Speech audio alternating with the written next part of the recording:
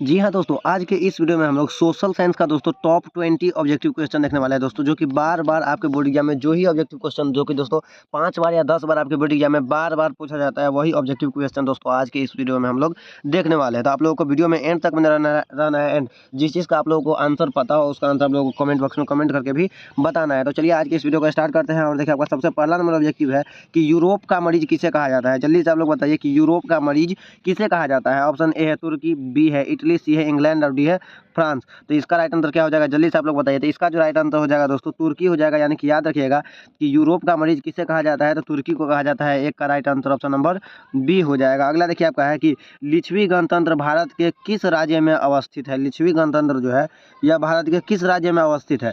Option A है Bihar, B है राजस्थान, सी है आपका महाराष्ट्र और डी है त्रिपुरा। तो दूसरा का राइट आंसर जल्दी से आप लोग बताइए कि लिच्छवी गणतंत्र भारत के किस राज्य में अवस्थित है। तो इसका जो राइट आंसर हो जाएगा दोस्तों बिहार हो जाएगा।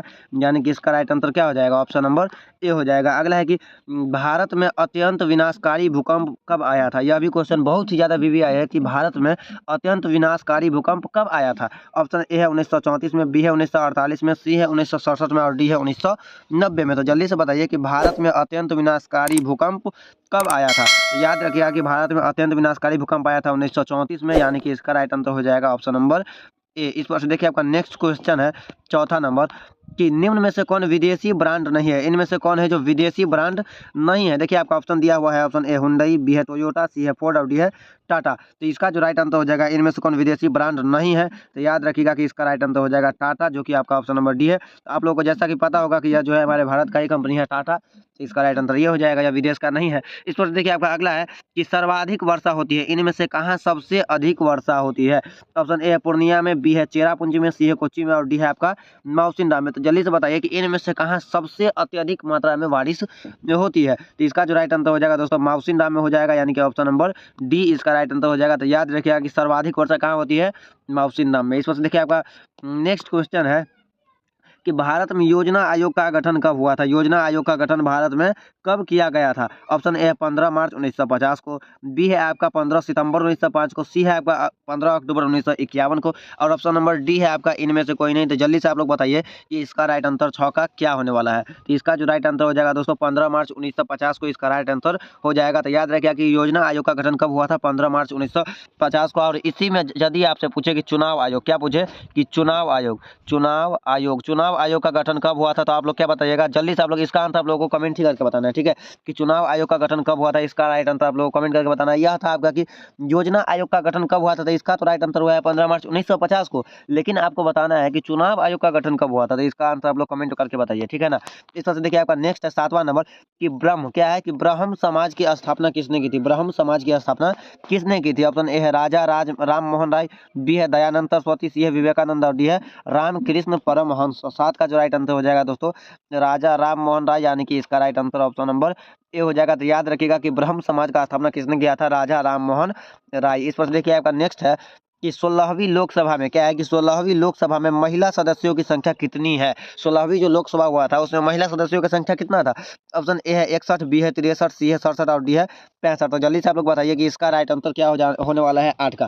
तो इसका जो राइट आंसर हो जाएगा दोस्तों 61 हो जाएगा। यानी कि 8 का right answer option number A होगा। तो याद रखिएगा कि 16वीं लोकसभा में महिला सदस्यों की संख्या कितना था, 61 यानी कि 61। इस पर से देखिए अगला है कि भारतीय राष्ट्रीय कांग्रेस की स्थापना कब हुआ था। इस पर देखिए आपका ऑप्शन ए है आपका कि 1885 में, बी है 1890 में, सी है 1895 में और डी है 1985 में। तो इसका जो राइट आंसर हो जाएगा दोस्तों 1885 में इसका राइट आंसर हो जाएगा। अगर आपसे डेट पूछे तो वह हो जाएगा 28 दिसंबर। क्या हो जाएगा, 28 दिसंबर 1885 को जो है कांग्रेस का स्थापना हुआ था। और अगर आपसे यह पूछे कि इसका प्रथम अध्यक्ष कौन था, तो जल्दी से आप लोग बताइए कि इसका अध्यक्ष कौन था, WC बनर्जी, जिसे हम लोग व्योमेश चंद्र बनर्जी भी कहते हैं, ठीक है ना। और अगर आपसे इसके अलावा भी अगर पूछ ले कि इसका मतलब स्थापना कौन किया था, स्थापना जो अगर इसमें पूछे आपका कि इसका स्थापना कौन किया था भारतीय राष्ट्रीय कांग्रेस का, तो स्थापना किए थे आपका A.O. ह्यूम। कौन किए थे, A.O. ह्यूम इसका स्थापना किए थे भारतीय राष्ट्रीय कांग्रेस का, ठीक है ना।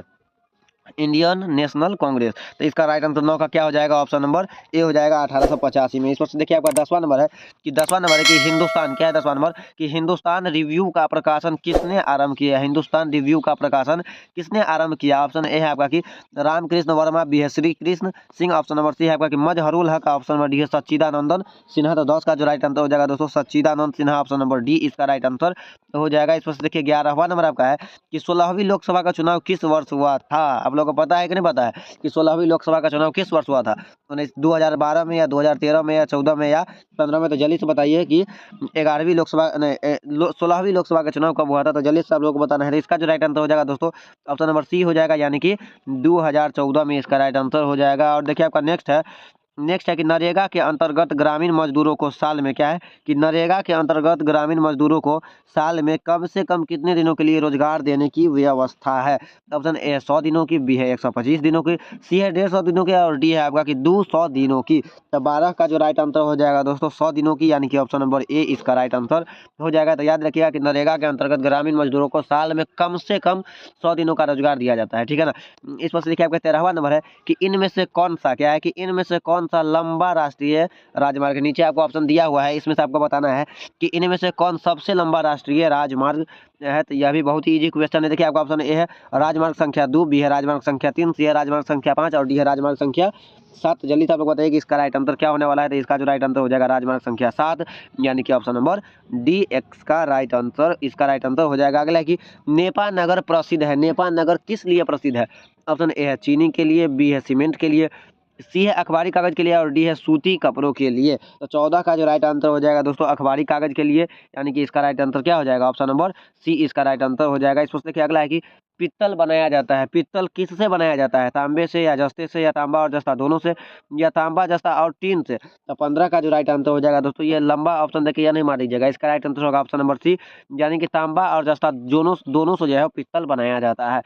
अगला है कि कागज का आविष्कार किस देश में हुआ था। कागज का आविष्कार किस देश में हुआ था, चीन में या जर्मनी में या जापान में या रोम में। तो 16 का जो राइट आंसर हो जाएगा दोस्तों चीन हो जाएगा, यानी कि ऑप्शन नंबर ए इसका राइट आंसर हो जाएगा। अगला है कि भारत का सबसे बड़ा बंदरगाह कौन सा है। ऑप्शन ए है मुंबई, बी है चेन्नई, सी है कोलकाता और डी है कांडला। तो भारत का जो सबसे बड़ा बंदरगाह है वो है मुंबई बंदरगाह, यानी कि ऑप्शन नंबर ए इसका राइट आंसर हो जाएगा। तो याद रखिएगा, ठीक है।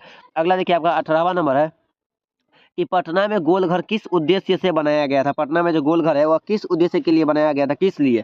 ऑप्शन ए है सैनिक रखने के लिए, बी है अस्त्र शस्त्र रखने के लिए, सी है अनाज रखने के लिए और डी है पूजा करने के लिए। तो 18 का जो राइट आंसर हो जाएगा दोस्तों अनाज रखने के लिए, यानी कि इसका right answer option number C हो जाएगा। अगला है आपका कि अंतर्राष्ट्रीय श्रमिक संगठन की स्थापना किस वर्ष हुई थी। अंतर्राष्ट्रीय श्रमिक संगठन का स्थापना कब हुआ था। ऑप्शन ए है 1917 में, बी है 1919 में, सी है आपका 1921 में और डी है 1923 में। तो याद रखिएगा कि ब्रह्म समाज का स्थापना हुआ था 1919 में, यानी कि इसका right answer option number B right answer हो जाएगा। अगला है कि ग्राम कचहरी का आपसे यहाँ पे प्रधान पूछ रहा है कि कौन होता है। ऑप्शन ए है पंच, बी है सरपंच, सी है प्रमुख और डी है न्याय मित्र। तो इसका जो राइट आंसर हो जाएगा दोस्तों बी का सरपंच हो जाएगा। तो ऐसे भी आप इसको याद रख सकते हैं कि ग्राम कचहरी जिसे हम लोग अदालत बोलते हैं, तो उसमें फैसला कौन करता है, सरपंच ही करेगा ना। तो इसका राइट आंसर क्या हो जाएगा, ऑप्शन नंबर बी हो जाएगा। तो अब आप लोगों को वीडियो अब एंड करते हैं और आप लोगों को बताना है कि आप लोगों का यह वीडियो कैसा लगा। अगर आपको वीडियो अच्छा लगा है तो वीडियो को लाइक करके चैनल को सब्सक्राइब कर लेना है, ठीक है ना। ऐसा ही वीडियो आप लोगों को अगर देखने में अच्छा लगता है तो आप लोगों को चैनल को सब्सक्राइब तो करना ही है, ठीक है। तो चलिए मिलते हैं फिर से किसी और नेक्स्ट वीडियो में नए टॉपिक के साथ। तब तक के लिए जय हिंद, जय भारत, जय बिहार।